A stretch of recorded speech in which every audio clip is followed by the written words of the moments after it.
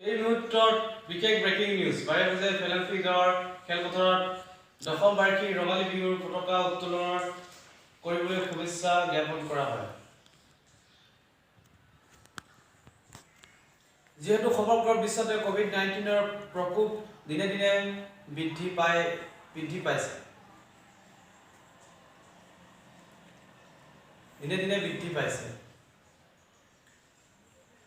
তাৰ প্ৰতি লক্ষ্য ৰাখি অসম চৰকাৰে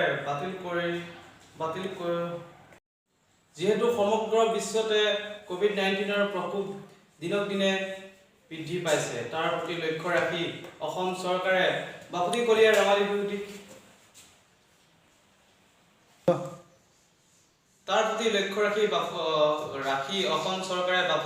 ৰঙালী বিহুটিক পাতিবলৈ মানা কৰে।